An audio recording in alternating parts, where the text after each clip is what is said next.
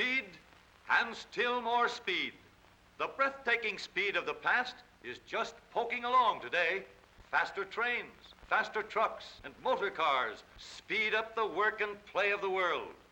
Each increase in speed follows the winning of a skirmish with speed's greatest enemy, friction. And yet, strange as it might seem, speed is limited to our ability to stop, and stopping depends upon friction. What a paradox. Do away with friction for more speed, and yet for more speed, add friction. Whether you travel on a bicycle, a wagon, or the fastest planes or cars, friction protects you, and your safety depends upon brakes, which apply friction for stopping.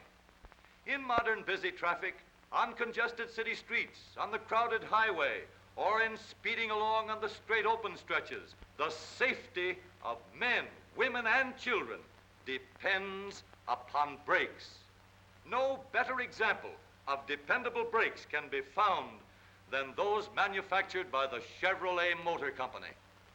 This is the Chevrolet wheel and brake.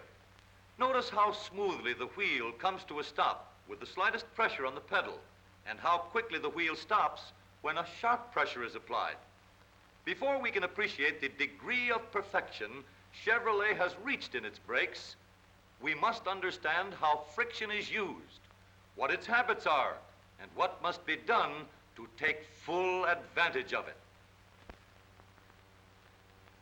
This is a motor car wheel, and to this wheel is fastened a brake drum, the part to which friction will be applied for stopping.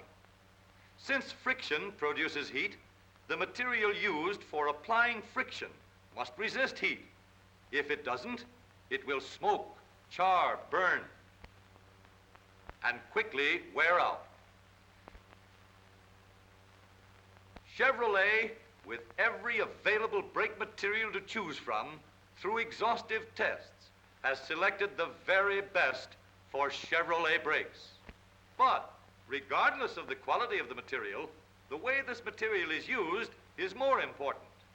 For example, the amount of braking material in contact with the brake drum largely determines how long the material will last and how effective and safe the brakes are.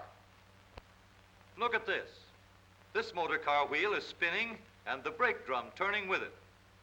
A short brake shoe covered with brake material will be used to stop this wheel. Now watch. See how hot the brake shoe gets and how quickly the brake material is ground away? The brake shoe is lengthened. The brake shoe doesn't get so hot, and the brake material lasts longer. A still longer brake shoe, less heating, less wear. And now, almost half of the drum is covered with friction-producing brake material, and the wheel is brought to a stop with very little heat or wear. It is a simple matter to see that the effectiveness of brakes and their durability depend to a large extent upon the amount of braking material in contact with the revolving brake drum, and the amount of braking material in contact with the brake drum not only depends upon the length and number of the shoes, but upon the diameter and the width of the brake drum. For example, here is a brake which, from all outward appearances, applies plenty of brake material to the brake drum. But notice this. The ends of the brake shoes are fastened to fixed pivots. Watch, as they move about these fixed points, that the end of the shoe moves farther than the part nearer the pivot. As long as the surface of the brake forms a perfect circle, and as long as the pivot is located in exactly the right place, then all the brake material will contact the brake drum. But you can't use the brakes without making heat, and heat changes the shape of the brake shoe. See, this shoe doesn't fit the drum anymore. The rigid pivot won't let it, so only part of the brake material contacts the brake drum, and the part that does wears down first. When the brake shoe cools off, then Here's what you get. Now only the ends of the brake shoes touch the drum, and only parts of the braking material are in contact with the drum. This is a Chevrolet wheel and its large brake drum, 12 inches in diameter. These are Chevrolet brake shoes. Notice how long they are, how much of the inside surface of the brake drum they cover. But even more important, notice how these shoes are supported. Instead of a single pivot for each shoe swings on a link with 2 pivots each. Notice, too, that each shoe can move as it wants to and should within the circle of the brake drum. There is nothing to prevent each shoe from exactly fitting the brake drum, whether it's hot or cold. Now notice that this simple little piece, as it turns, spreads the outer ends of the shoes apart. As the brake operates, every square inch of braking material hugs the brake drum. Every square inch of braking material wears exactly the same.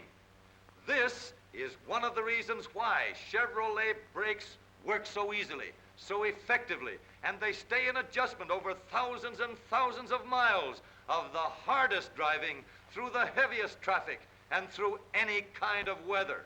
Regardless of how well a brake is designed, its moving parts must be protected from water, slush, mud, dirt, sand, dust, and grit. If they aren't, they can't stand up.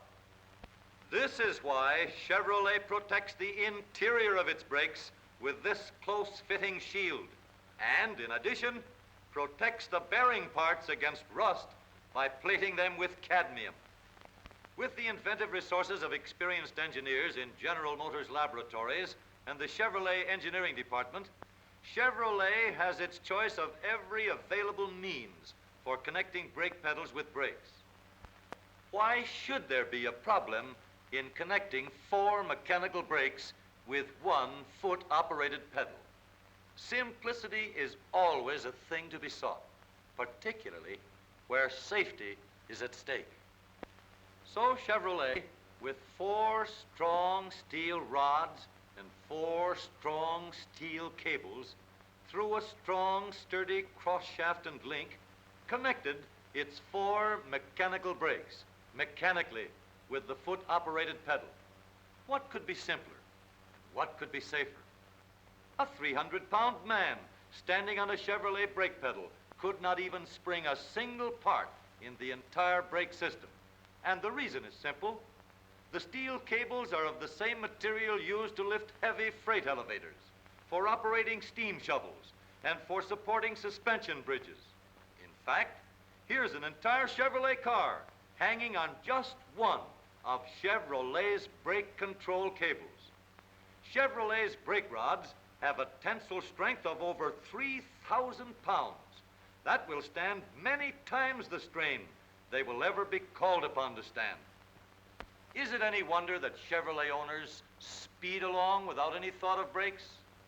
The heaviest of traffic doesn't faze them, for they know from experience that their cable-controlled, all-mechanical brakes are on the job every instant, ready for any emergency. At the slightest push on the foot pedal, smooth, safe brakes that stay in adjustment for thousands of miles of safe travel. And all of this due to Chevrolet engineers' knowledge of friction, the enemy of speed, and yet the friend of speed.